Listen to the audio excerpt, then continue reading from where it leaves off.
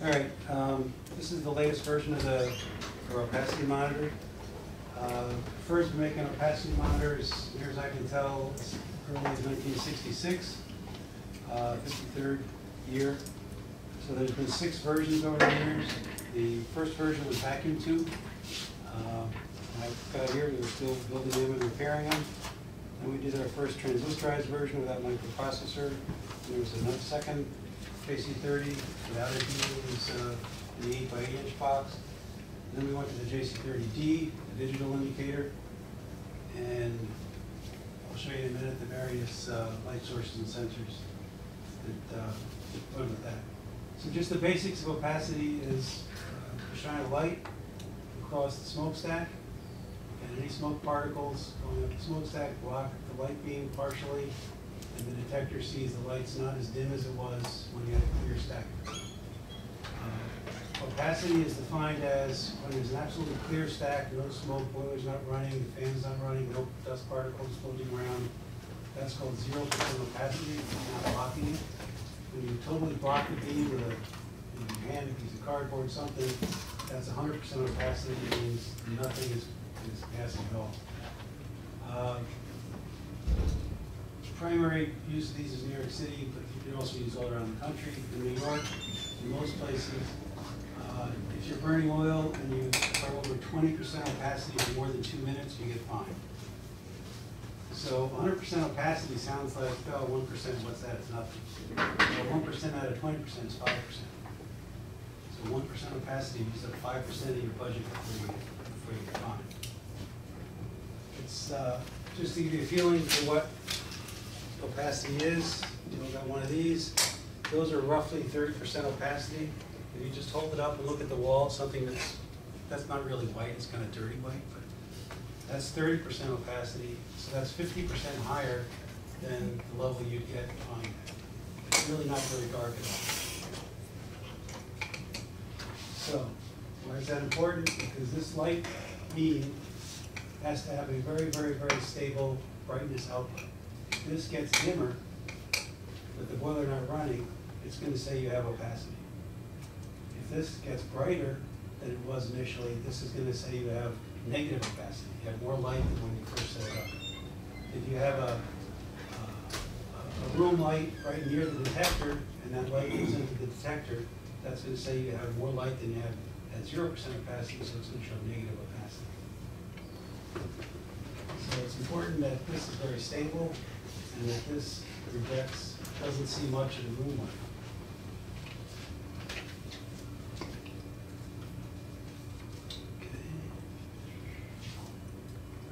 Said. So this is the first generation JC30 light source. This is the sealed beam light. It's a tungsten filament, old-fashioned light bulb. It's like a small version of what you used to see in car headlights. And one of the problems, we use this bulb, everybody used this bulb from 1966 through, I don't know, when it started. Roughly 2005, in JC30, we started making the 4 or 5, 8 years after that, we used this tungsten bulb. And they were fine. Back then, nobody cared about ultimate accuracy. But at some point, back then is when people started shipping manufacturing to Mexico and China and places like that. And when they started making these bulbs offshore, they just totally turned to crap. The lifetime went to really short. It could be a week, it could be 6 months, you never knew what you were going to get. After you started it up, you could see a 10 to 20% change in your opacity just because the bulb brightness didn't stay constant.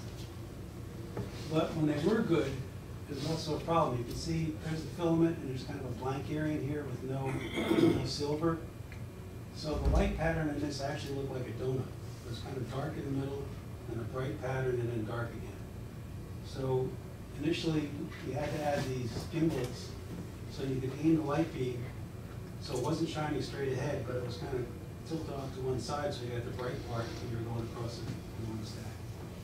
So that's where these aiming schemes came in. Initially, the lens on this side was a really inexpensive, it was used in like theater lights. It's like cost $3 or something like that. At some point, that went out of production. So the next, the gimbals were good because you could align it, but it was bad because when somebody went to clean the thing, if they knocked it out of alignment. So that was a problem. The electronics inside the unit was, in hindsight, pretty crappy. There's 3 switches, a push button, a trim pot, and when you first set it up, you're up on a ladder trying to figure out how to set the switches to the trim pot, and at some point over time, because the bulb drifted, you had to go back up on the ladder 6 months, weeks later, and readjust the brightness pot, and it was just bad.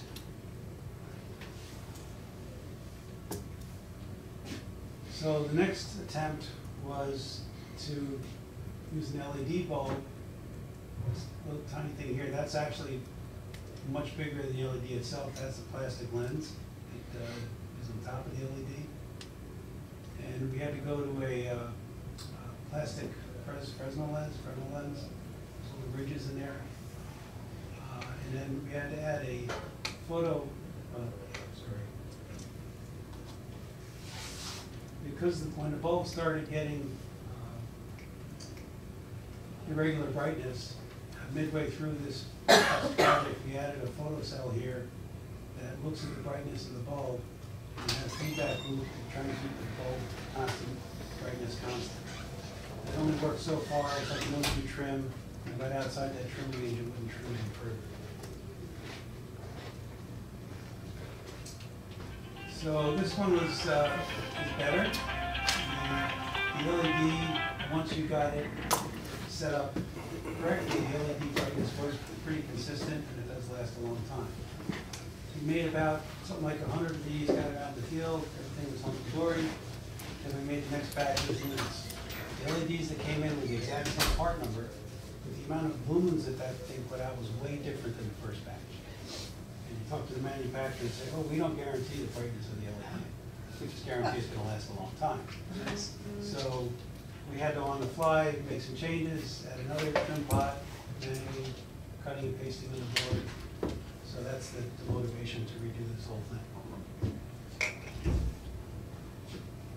That original board, part of the problem was the switches on the board had to give you 4 gain levels. So depending on how far the source and sensor were from each other, 3 foot to 10 foot, you would adjust the gain of the detector to get the signal in range. And when the LED came in bright, when you were 3 feet apart or 4 feet apart, it was so bright you couldn't even, at the lowest gain, you couldn't calibrate it. You had to take the light and turn it like 30, 40 degrees away to really kill the light to get it to go across. So it was just a bad thing all the way around. So the plastic lens, most jobs are negative draft in the stack, so you don't get any flue gas coming out the holes, but some boilers on light off could have pressure and they could blow hot air out. There were a couple jobs where it would work the plastic Fresnel lens. So we had to get rid of that too. So this is the current version, and you can pass these two around and look at them. So there's a bunch of things running through the past. So the LED is inside now. The other LED was on the outside. You can knock that plastic lens off of it. The photo sensor that senses the brightness, that's inside, so it's no longer affected by room lighting or windows or anything like that. This is a new lens we found. It looks familiar. It's used in a lot of cars for their headlights these days, so it's pretty inexpensive. But it's also turns out to be a fantastic lens as far as mainly only seeing things that are straight in front. It's really good at projecting ambient light.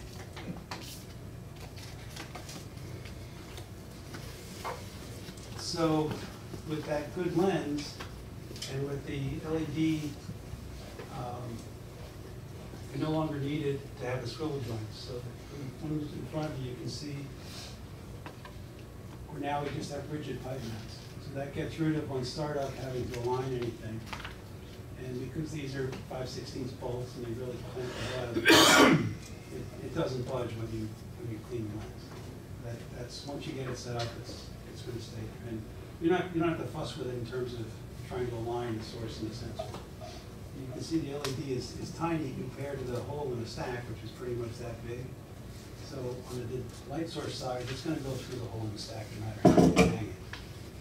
And that's bigger than the hole in the stack, so that's going to catch all the light that's coming through the hole on your side. So right now, in the new circuit board, if you look inside, there's no more switches. There is a push button just used in production for testing. That's it. The lens rejects the ambient light. And you'll see in a minute, in the software now, there's 30 separate combinations of lens, lamp brightness, and gain. So no matter what comes in with that LED, if we get a bright one or a dim one, we did a lot of testing last summer with one of the interns, and we found what's the absolute worst case, and so you can even calibrate this thing at 2 feet, although we don't advertise it with a bright LED. We'll talk about it a little later, but we used to have a feature called AutoCal with the other unreliable tungsten seal beam and the other LED. It didn't work well. Now it actually works, and that's a spectacle feature that we're going to want to use to promote sales to like housing and schools and engineers. So back in the lab, everything is clean, just sitting on the table. We had it running for over 4 months, and it didn't drift even 1%. So, the lamp is very stable, the detector is very stable. You can upgrade an existing button GC30 indicator with old light source and sensor with the new light source and sensor. It was roughly something like 900, close to 1,000 of the units that were sold with the tungsten bulb over the years. And it looks like about 150 sources and sensors were sold without indicators, so about 150 of those have been upgraded. So there's still probably quite a few in New York and across the country, people who are going to call up and say, this bulb is really crappy, you know, what's wrong with my unit?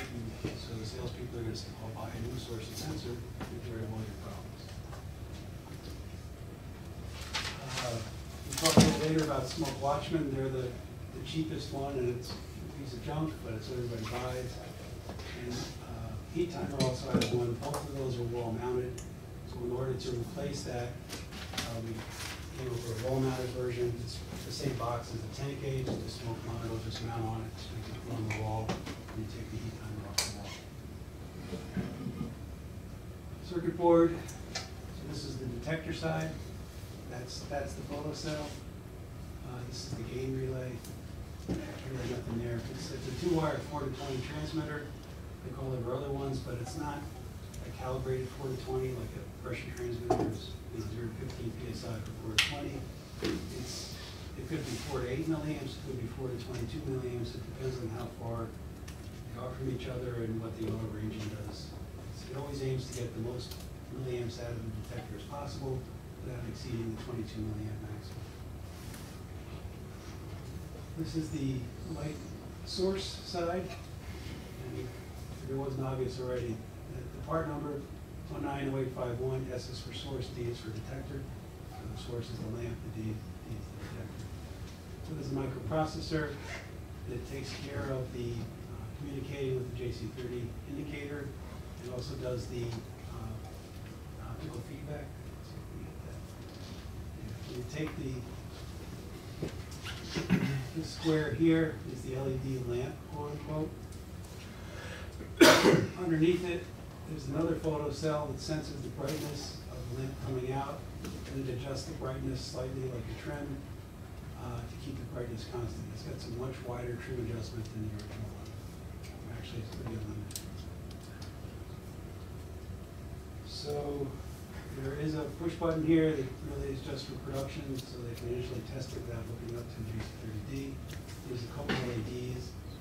But the idea is that once somebody installs this, we don't want them going up on the stack ever again to look inside this. One time somebody will go up on the stack is to clean the lens. So I would even, these aren't even mentioned in the instruction manual. I'm not encouraging anybody in the field to use those. The terminal the wiring, and the lamp is a plug-in connector. So this is a separate part number.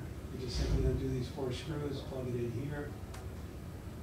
They're going to last a long time, but they don't last forever. You know, it's probably 5 years or something like that, 4 years. Nobody will tell you for sure how long they're going to last. Okay, so let's just show you quickly how the auto ranging and Lockout works.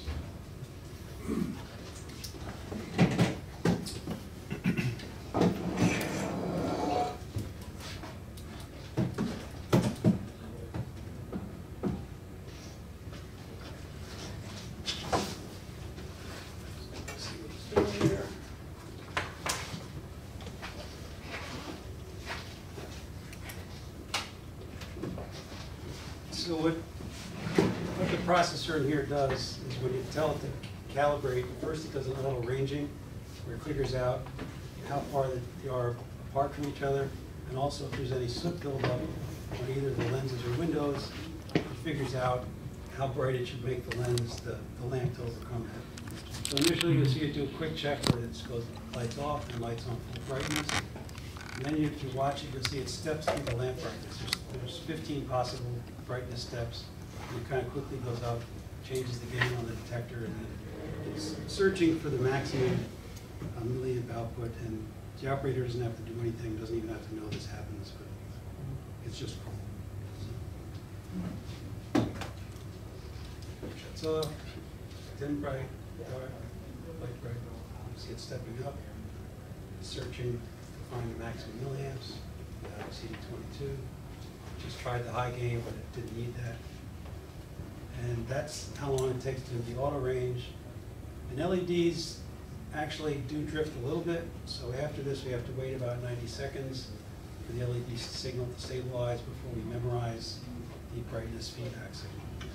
And after that, then it's going to go through the normal capacity calibration where it just like it always did on a JC30. It keeps the lamp bright, it waits for the signal to settle. Typically it happens on the first try after 10 seconds because the this LED is pretty stable. And then it shuts it off and it does the 100% opacity. So this takes about 3 minutes. Not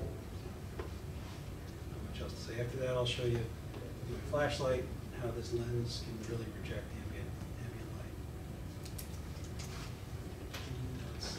What's the minimum span? 3 feet, still 3 to 10 feet, but in reality, you can typically go a little shorter than that. 3 to 10, you said? 3 to 10, and we've tested it a little bit more than 10, and that's from the face to face. It's not 3 feet of stack, it's 3 feet face to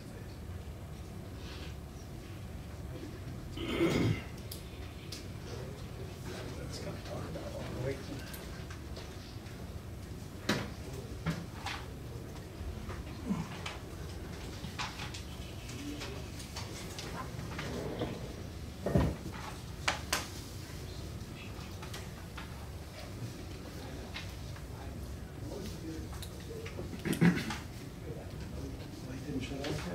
No, it's still, you got a couple seconds.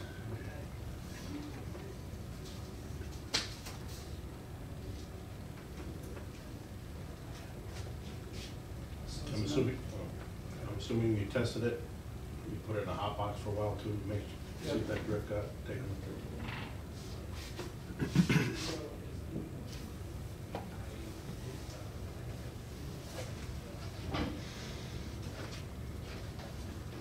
So now it's checking, memorizing the dark, total darkness or 100% opacity.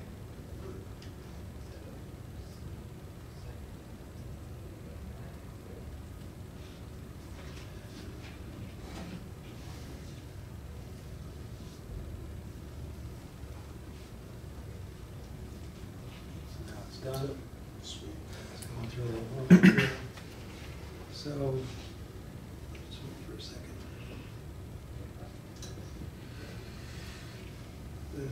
There's a very long, slow filter in this because we don't want to see instantaneous quick changes in the opacity. You have 2 minutes before you get fine.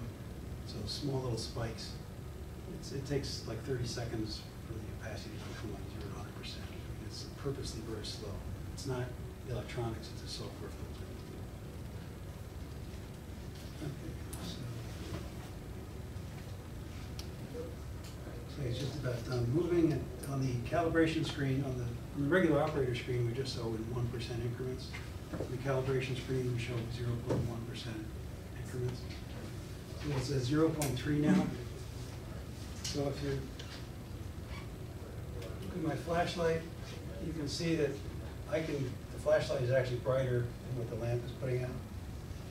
So if I hold this off to the side, I keep it right here, so what's it reading out like? The same. It hasn't changed at all. No. Wow. So you put a lamp right here next to it, it does not change. But if I get axial in the same parallel plane, tell me when it starts to change. It's probably, Has it moved yet? There it goes. Now it's so not you'd have to be actually like right next to it. And because there's a smokestack in here that's, this wide, even if there was a lamp over here, the stack is going to block it. So basically, the light shields we used to sell, forget about it. They don't need to sell them anymore. What about light reflecting on that side? If you had a stack that was extremely reflective, Right, and then it's getting picked up on that side. then you could possibly, but it's They're gonna pretty yank that. it's pretty directional. So you could turn the room light on and it's Correct. super. Yes, if you could turn the room lights on, it would affect it. More shields, man. So what do you mean? Don't want to have to install When I like know this and someone learn would what break we it have up. for it to read. Don't need, yeah. Order the shields, we just get one, and never figure out. Straight it back down. Hey, what's it right now? Never get to. Take a windshield wiper, maybe go pick the wire, go to it, Okay, so big spec feature is we want to get the engineers, housing, and schools, and other buyers excited about is what we're calling the AutoCal. Drifted back to where it was. It's slow. So- I mean, it's not like it's like. There's always been a terminal 3 on the JC30, and this should be wired to the fan motor starter, the coil, 120 volt input. And when it sees the fan starter de-energized, it goes through a delay period that's user adjustable. Its default is 30 seconds, no longer, to let the fan wind down, to let any dust particles and soot in the boiler, the furnace, the stack, settle down and stop flying around. Occasionally you can get a real spiky motor starter coil, so definitely should install a snubber right across the coil. So you want to prevent burning out the resistor inside the unit. So what it does is that when the fan stops, then it starts the timer and it goes through an AutoCal all by itself. And nobody in the room. So a lot of the boiler rooms in New York City are totally unattended. So why is this a good thing for the user? Why would you want to spend the extra money for us? Because in New York, any boiler that can burn oil, even if it burns gas 99% of the year, but it's got oil backup, you must have a capacity monitor that shuts down the boiler. You have to have that. And they come in, in theory, and inspect it periodically. So if you have an unattended boiler room, it's very normal for an oil burner startup to get a little bit of puff of smoke when you first light on. Over time, that's going to build up soot on the pressure cap windows or the lens or the light source. So over time, that could get up to 20%, and then you could have a burner locked out in the middle of the night. You could have a no heat call. You could have to send an expensive service guy out to the site just to clean the lens. So with AutoCal, every time, not every time, but after a burner shutdown, it recalibrates. If there's soot buildup on the lens, it calibrates that out because it adjusts the lamp brightness to power its way through the soot, and it knows what the light brightness is on the far end for no light and full light. And to kind of illustrate that point, this is a 30% quote-unquote grid. This is not a calibrated grid. This is just a piece of plexiglass that people use in Windows, and it can be a nominal number. For like utility power plants, they have actual filters that are certified and they cost like $500,000 a piece, and also we have a shelf life. You have to get them recalibrated, recertified every like 2 years or something like that, because the filter get dims and things like that. So this is approximate. But anyway, so I took, I think it was 8 of these guys. Each one of these is 30% opacity. So I put the 30% in recalibrated. Put a second one to recalibrate. Put a third one recalibrated. I kept doing until I got 8 of these things worth of soot on the lens. It's still recalibrated. It was something like 12 milliamps when I finally got to 8 things thick. So there were still plenty of milliamps in the detector left. So it zeroes out the soot. And with a unit like that, where they're fairly close together, 3 feet, you could get up to 9 times longer before a service guy had to go and clean the lens.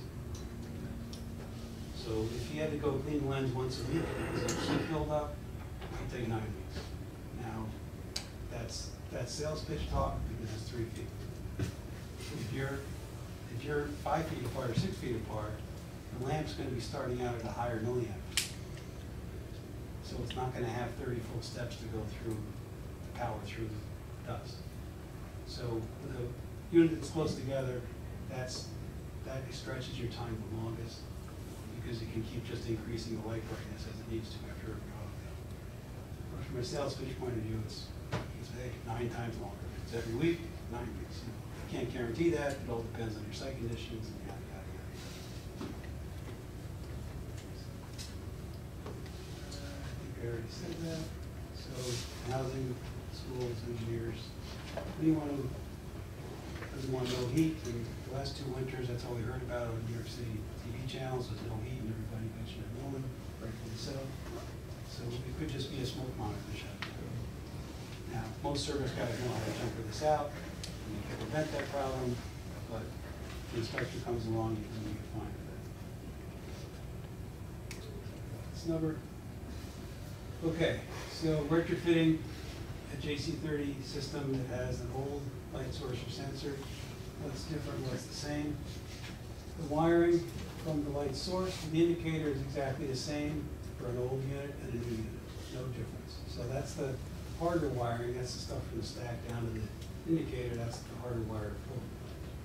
The old units have a 2-wire shielded cable to go from the source to the detector. The new one has a 3-wire cable.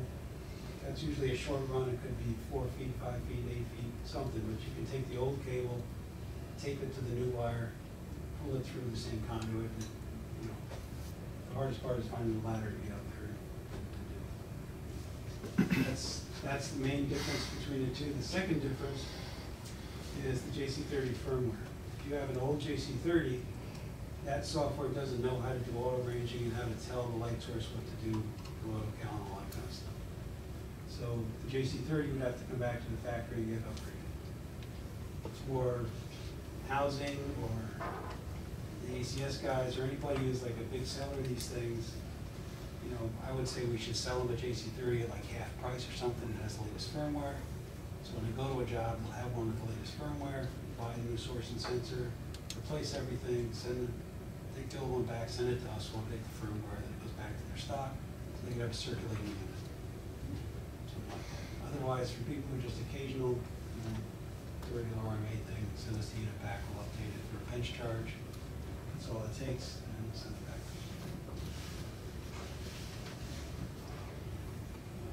So this is Smoke Watchman. This is the cheapo unit that people don't care about is what it costs. It says microprocessor based. Yeah, where's the microprocessor again? Right there.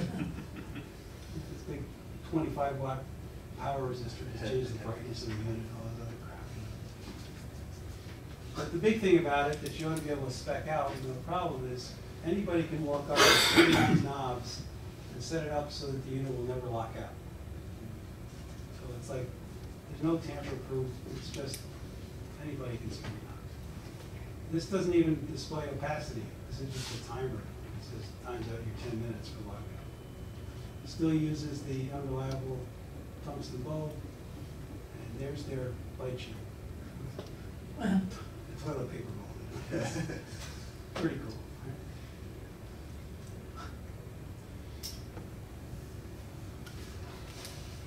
Also, I looked at this unit, I couldn't find a UL label, a MetLabs label, an ETL label. I don't know how they sell it. It's got 120 in it. Third-party proof that I saw. I didn't look online, but we have a unit. I couldn't. So what's different though? To upgrade and replace the heat timer. The smoke watchman. The smoke watchman, our units since day one have been 3.5 inches from the center of the pipe to the center of the lens. So is heat timer. Going back 50 years, we're 3.5 inches from here to here. Just to be different, smoke watchman uses a 1-inch pipe. We use a 3/4 inch pipe, and they go 4.5 inches from here to here. So we designed our clamps so that to get the extra 1-inch spacing, we have a kit that's going to provide you with 2 more clamps, one for the source, one for the detector, and 2 longer bolts. So exact same clamp on either 3/4 inch pipe or 1-inch pipe. It's kind of a cool 2 different radiuses in the same clamp. Done in our own shop in the plasma cutter. So we just take these bolts off, throw them away, put the bottom one in, use longer bolts, and so you can see after you stack them up, the 1-inch pipe is the same, and we're lined up with the hole in the stack that we already have. So spec out. Use your specmanship to write specs to get rid of the smoke watchman. Say it has to say it's got to be 508 listed. It has to be calibrated 0 to 100%. That's the other thing they don't do. They hang a piece of plastic like we have in front of the unit, and they say adjust it until the alarm just goes off. As I've already said, those pieces of plastic are not calibrated. They're not stable. If they're dirty, they're one thing. If they're not dirty, they're something else. And the only thing you can say for sure is light on is 0%, light off is 100%. We calibrate at 0 and 100. Heat timer and smoke watchman don't calibrate that way. They use their filter to simulate 20% smell. So if they buy the same plastic we are, it's really 35% smell. Spec tamper-proof calibration. No user accessible knobs or adjustments that affect calibration. Fully automatic through the face. Spec that. So you don't have to stick any filters. You don't have to get a ladder out and put the filter up on the light source to calibrate. And AutoCal, that's proprietary, so you probably couldn't spec it for housing, but you can certainly convince the housing guys that it's worthwhile to spend the money. You just couldn't, if this is proprietary, you couldn't put it in a spec, or you shouldn't put it in a spec. You probably could, but you shouldn't, right?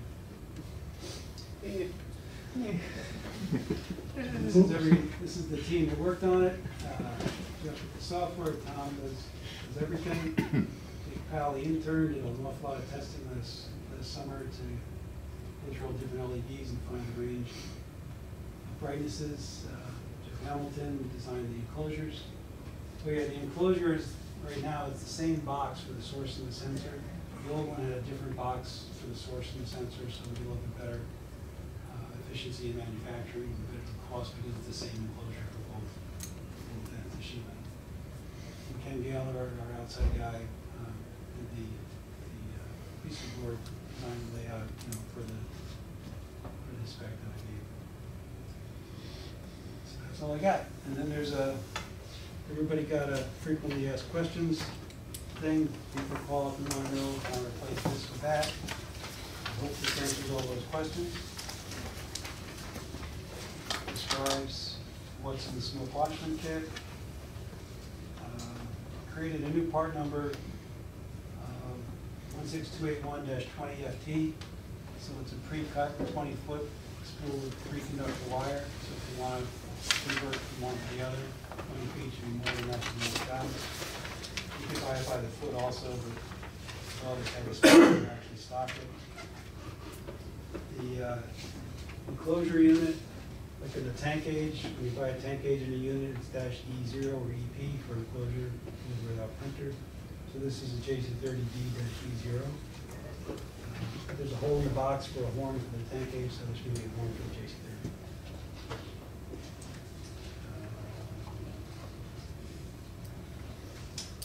The last thing I added is if you buy a new JC30, and when we start stocking the new firmware, like a month ago almost? A couple months ago. So everything We've been that's, stocking it for a while. everything in the chips is gonna have a new firmware. You can use a new JC30 with an old source and sensor, because it, when it goes to calibrate, it communicates with the, it says, light source, are you there? And if it doesn't answer, it says, oh, it's an old light source. So it uses the old calibration routine. So it knows that it's using a new one. Would you recommend doing that? I mean, it seems like, No, if somebody Yeah. wanted to buy a new source, a new indicator, because if they Yeah, didn't do the have the whole thing, latest, I right? would certainly say they should do the whole yeah, thing. But if they have the new LED, they're not so bad. right. But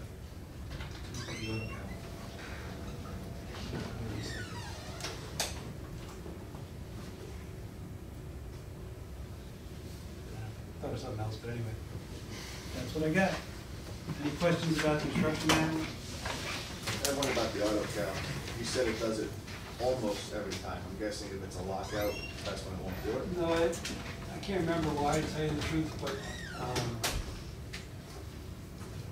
if you had a burner that was cycling on and off every 5 minutes, Yeah. which you certainly see on occasion, it'd be like counting all the time. So I just arbitrarily said that they'll do it at most once per hour. Okay.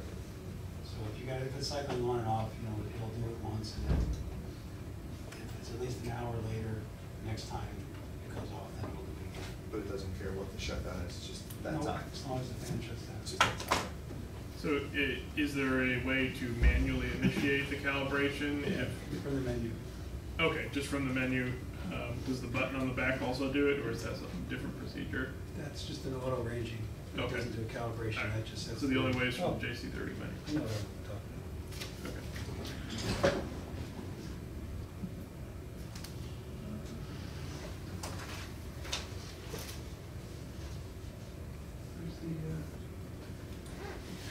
Okay, so in the back of the manual, there's a troubleshooting section that lists all the messages that could appear in the face of the unit that might indicate a problem.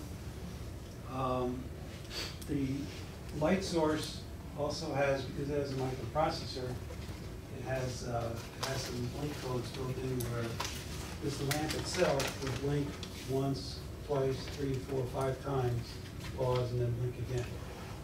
And the first two are, when they do this retrofit, they put the new cable in, there's 3 wires, and there's 2 possible ways you can screw up the wires. You get these 2 swapped to these 2 swapped. So one blink code, the first 2 blink codes are basically saying, you got the wiring between here and here wrong, go fix your wires. Because you can't calibrate, you can't auto range, you can't do anything until the detector signal is right. The third blink code is when it first comes from the factory, it's never been used before, it's never been auto ranged. And so if you first power up and you get a blink code of 3, it means, hey, you gotta calibrate me, otherwise you can't use me until you go to calibrate. 040. And the other 2 are basically data corruption. The processor in here stores the brightness, calibration, and it maintains that by similar to an O2 trim. It uses the brightness sensor to keep the brightness constant. If for some reason that got corrupted, or the milliamp brightness of the lamp got corrupted, then it will indicate that you got to recalibrate again. So if you see the lamp blinking on and off, bottom line is fix the wiring or else just recalibrate. If it gets corrupted, you do recal, and it restores the information. So if you see the light blinking, it's not a defective unit, it's an error code. It's the bright light, not the LEDs in the back, it's the bright LED. Keep pointing to the detector to see if that is.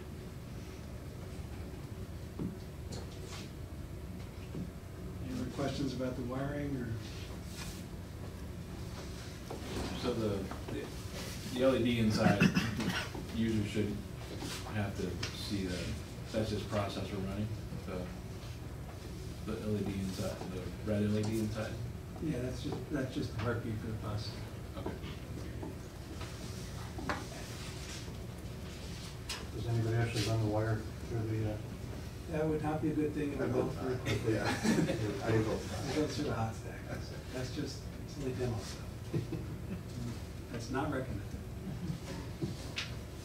No, I think I put in the spec that you can also spec, you need not just for 5 communications, heat timer, smoke watching, but don't have that either. And Pete, is this is all integratable with the preferred cloud and all that? With the alarms? Sure, it's got Modbus. That was the right answer. Just as a reminder, the shutdown circuit for the burner limits, that is a normally open contact. The relay is normally energized, and if you kill power to the smoke monitor, if the smoke monitor dies, the contact opens and it trips the burner. That's a New York City line regulation, because if people just power down the smoke monitor, they want that to kill the burner. They want people to cheat. That's not a mistake, it's a normally open contact, and it opens on a problem.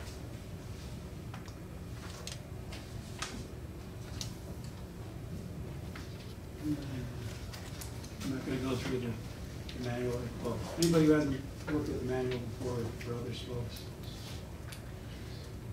there's good and bad locations for the. Is there a blurb in there about securing that pipe to the stack on one end? Yes. Absolutely. Yeah. Several different places. Towards the beginning, the first. So is the updated manual in Adept or on the F drive? It's on the F drive. Okay. Well, In the same place as before. What'd you say, Pete? Nothing.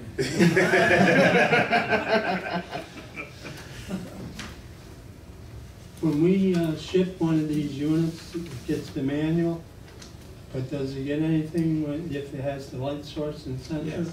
The first 2 or 3 pages that show you how to mount it, that's shipped with each light source and sensor. So that's part of the manual? It's in the manual, but it's also in the baggie for just the source or just the sensor.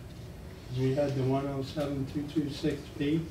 No, that comes to you by pressure caps, goes with that. Okay. Are we updating that? I didn't think so. I think that's Does the it make same. any difference? Or, 87, the last revision. It's a good year. Yeah. If we do anything, we should update Yeah, the no, I actual. think. Sounds like a mechanical part, maybe we'll get a mechanical guy to do that. The purge blower, we have a dashboard drawing for the JC30D. Yep.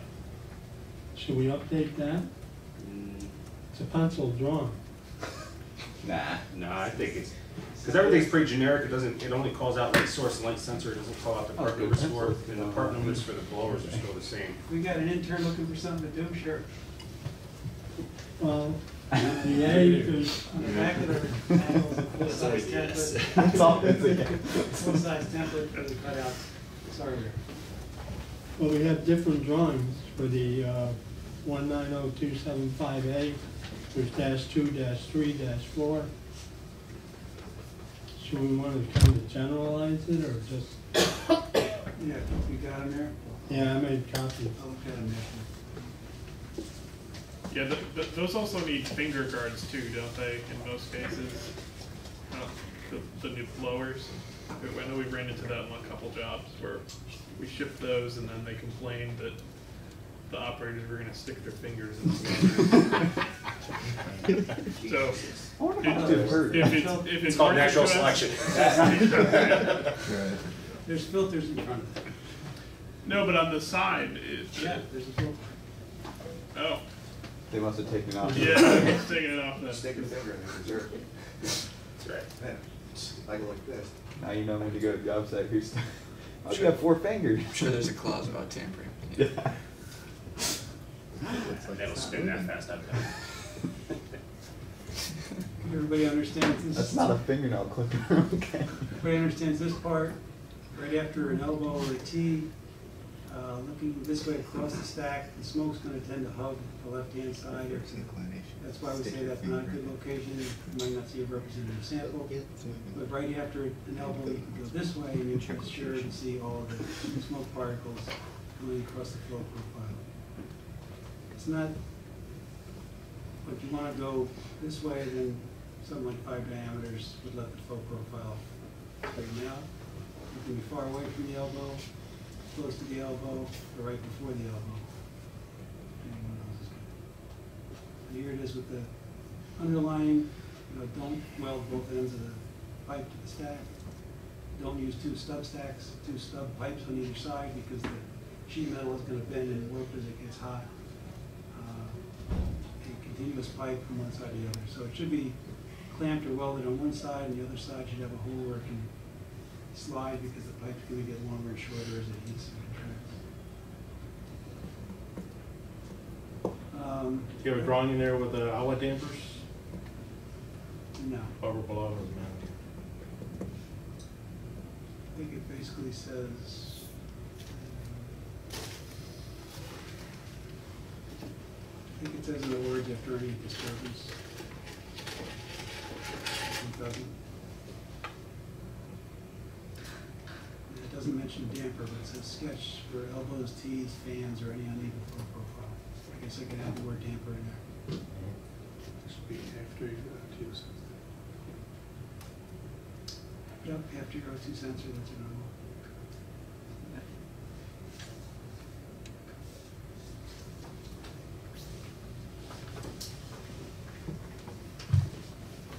Why after your O2 sensor? The The ambient air coming in, that's the sample. And that is in there, you said? No, it's not. I'll add it. He's amazed so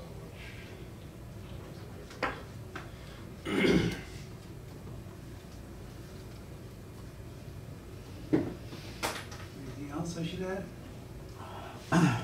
Don't stick your fingers in the fan.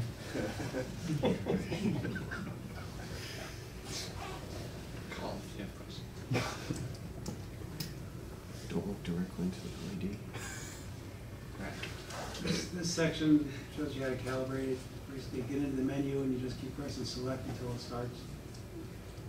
And when you get to the auto ranging, you get a message that shows, I can't see that. At the end of auto ranging, before calibrate, it tells you it's at brightness step 5 and what gain it is, high or low gain.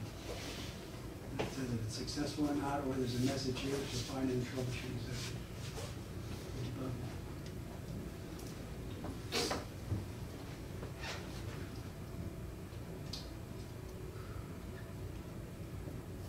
There is, in the calibrate menu, there is a parameter that says auto cal enable disable. That's what this guy is. And this clear stack delay is how many seconds after the fan shuts off before it starts the auto cal. It's 30 seconds initially. You can make it, I don't know, 5 minutes or whatever. All the other stuff is information. Generally speaking, the last 5 items you never touch.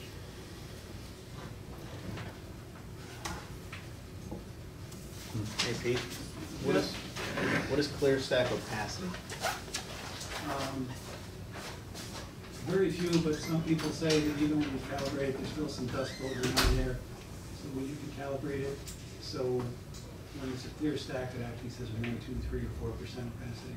It's like an offset.